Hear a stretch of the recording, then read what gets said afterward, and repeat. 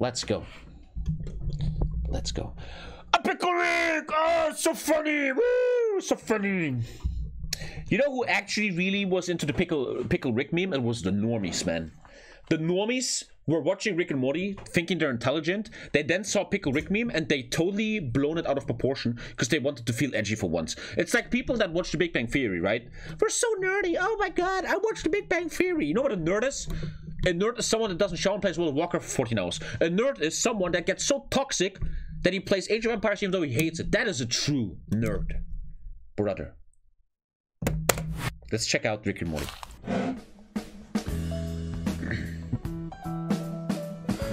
Check it out. When you first begin watching the series, it's quite evident that the two main characters, Rick This is a Swedish accent, right? I think so, yeah. Sanchez and Morty Smith are based on Doc Brown and Marty McFly from the Back to the Future franchise. I know that. And that's actually... Dude, Back to the Future is amazing. You know, every Christmas, me and Lisa, we choose a franchise like Lord of the Rings, Harry Potter to watch over Christmas. This year, it's Indiana Jones. Even though I think the Back to the Future movies are amazing for Christmas, man.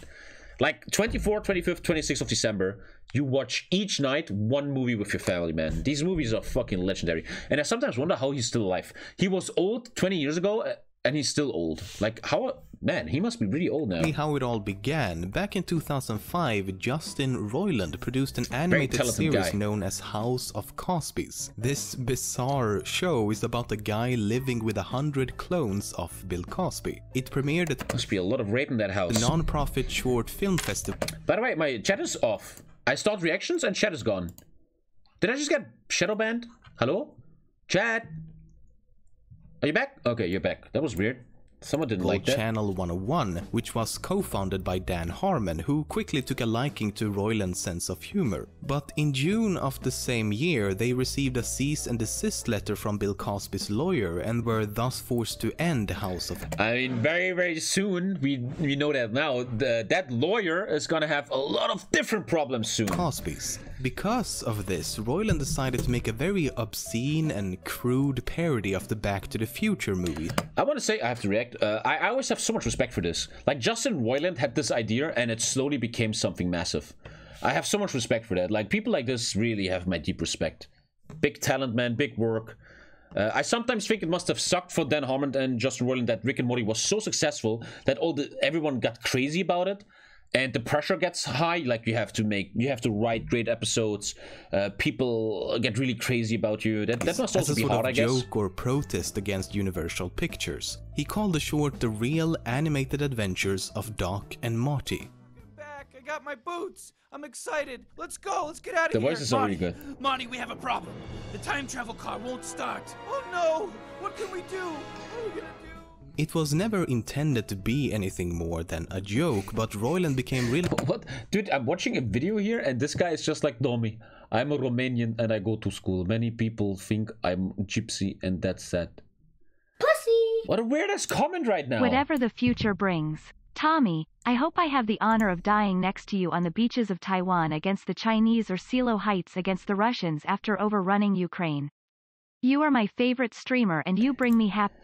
Thank you, man. It's going to be interesting to fight with you guys in World War III, but I'm going to ask the German High Command to really place me something where it's not very hot, you know? I don't want to fight in Turkey. Like, Turkey is going to not really be my battlefield. Too hot.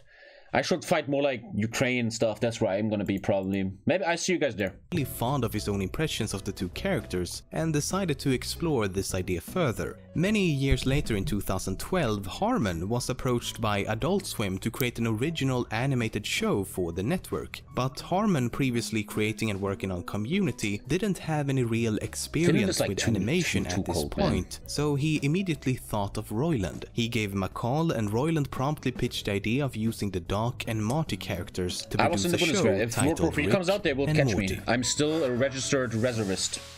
In the episode Me Seeks and Destroy, we meet a disturbing character known as and if something really bad will happen, they will call me. This character, like Rick and Morty themselves, is actually from a previous... And I genuinely believe the German army is a complete joke and Germany is not going to do jack shit in any fucking war. This animation that Roiland produced, called Unbelievable Tales.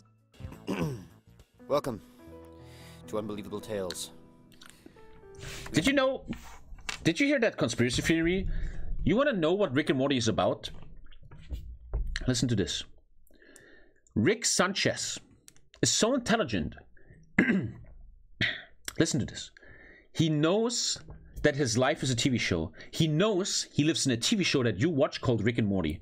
And in order to keep surviving and existing, he goes on adventures with Morty because he wants to entertain you, to keep his universe in check. There's like a big video about that where there's a lot of proof where he is like, well, the people watching us, we have to make them happy. There's a lot of proof for that shit, man. He knows he's a TV show and he wants to entertain you. We don't have a lot of time here. I'm sorry.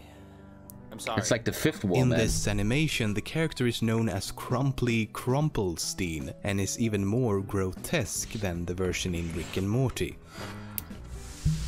During the show, you might have noticed a character with rainbow-colored suspenders and an American football on his shirt. The stitches on the football also appear to be in the form of Roman numerals, spelling out 18, 3, and 5. If Do you think Germany should have a bigger army? I think the German army is just a joke. It's just waste of taxpayer money.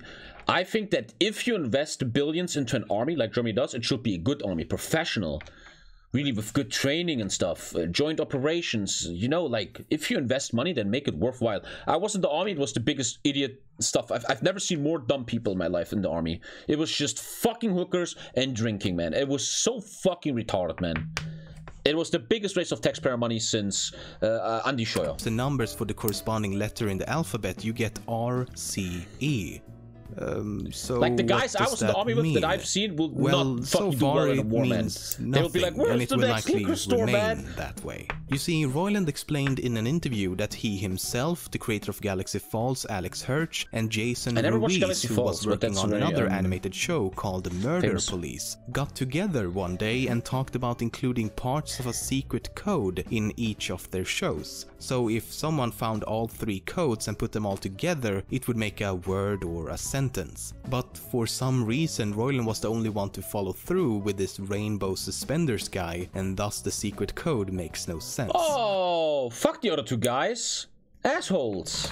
Leaving him hanging like this? Jeez. One of the main reasons for the show being made in the first place was Roiland's distinct way of voicing both Rick and Morty. Long before the show began, it was a sort of inside joke among friends for Roiland to make these voices. It's been said that something that really makes the show unique is the way he's able to quickly switch between the 2 characters and improvise new lines and situations by essentially talking to himself. But this almost didn't happen because at first Adult Swim didn't want him to be the voice of Morty. Instead, they were looking into other famous voice actors like Billy West and Tara Strong. But Roiland kept pushing his idea of voicing both characters, and eventually he got his wish. The theme song for Rick and Morty actually comes from another animated show that Roiland also produced called Dog World.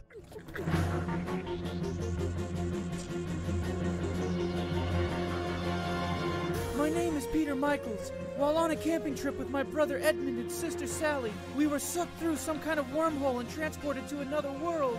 Dog World. Man, the mind of Justin Roiland is It's about humans epic, living in a world with really intelligent talking This is one of the dogs. artists, man. It was Back in the supposed day, to they air were on making Cartoon Network, paintings. but the Nowadays, they project do was stuff like never this. completed, as Roiland simply had too many things in development at the time. All that remains today is the animatic version available online. The episode Lawnmower Dog in Rick and Morty also makes a lot of references to this incomplete pilot. For example, the family in Dog World has a human pet named Ruffles, and in this episode the dog known as Snowball, is mistakenly called Ruffles by Rick. Alright, Ruffles. What's his name? Snuffles? Snuffles. Shake. Man, The father in each show is named Jerry after one of Roiland's real-life dogs. And then at the end of the episode, Rick and Morty makes a very clear and direct reference by saying this. Wow, a whole world populated by intelligent dogs. I wonder what it'll be like, Rick. I think it'll be great, Morty. You know, it could be developed into a very satisfying project for people of all ages. I mean, I'd watch it, Morty, for at least 11 minutes a pop.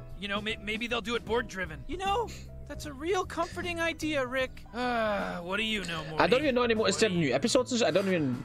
There was a new season, and we used to watch Considering 4 that it's a episodes, but then heavily they didn't upload sci-fi anymore. themed show of and the that the German initial idea is thing. based upon the characters from Back to the Future, you would assume that the show is about time travel. Your theory is But actually so true. Yeah, I far never we talk haven't shit. really seen anything Rick knows that regarding he's in a that TV show. topic. Sure, they travel through different dimensions and even stops time between season 1 and 2, but they never actually traveled through time. This is because both the creators think that time travel is simply too powerful and makes Oh, everything that's the way girl too... from... I know her name. Her name is... I know that, man. She's a legend, man. And he was too. They are both from Scrubs. Her name is...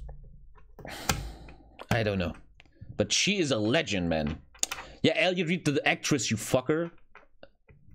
Sarah Chalk. Sarah Chalk. Even though she is so offensive, that is the most offensive... Wait. The most offensive shit of all times.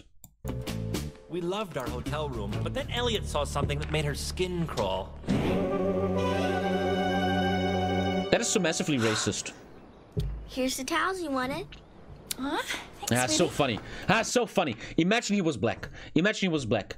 Imagine you laughing at that. Imagine that scene. There's no way I'm using those after that little redhead freak touched them. Bruh. Smell his That freckles. hurt me a lot as a kid. I can't believe you hid this hatred from me for 7 years. Deal with it. Fucking ridiculous. Was there another clip?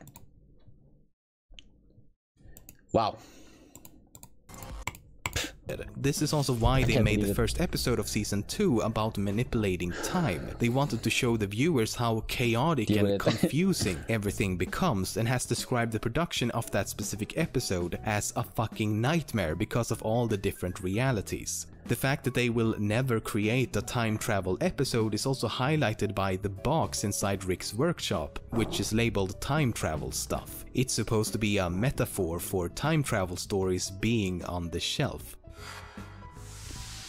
It's possible that Rick and Morty and Gravity Falls are somehow connected. In the episode Society of the Blind Eye of the animated show Gravity Falls, a character accidentally show drops so his often, I don't know pen, what it is about, notepad and mug through a portal. In the episode Close Rick Counters of the Rick Kind, these very same items can be seen these emerging Ricks are from a fucking portal. epic, man. It's also interesting that the Rick and Morty episode was released long before the Gravity Falls episode, which means it was The either US Senate planned all passed an along or amendment the to make animators a of Gravity UFO Falls saw an office. opportunity to sort of complete the Easter egg. And it isn't that surprising considering that Alex Hirsch and Justin Roiland are longtime friends. Another connection to Gravity Falls can be found in the episode Big Trouble in Little Sanchez, in which the character Bill Cipher from Gravity Falls is briefly seen. Oh.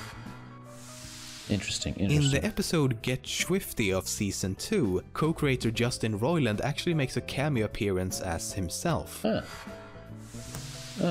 Many of the episode's titles and entire plot lines are allusions to various forms of mainstream media. Some are quite obvious, like Anatomy Park being a reference to Jurassic Park, and Look Who's Purging Now being a parody of The Purge. I've never seen The Purge. Then there's more People love that obscure movie. episodes like Ultra Lawnmower successful. Dog being a reference to the movie The Lawnmower Man. In the same way that a dog becomes super intelligent in the episode, a mentally handicapped person becomes super intelligent in the movie.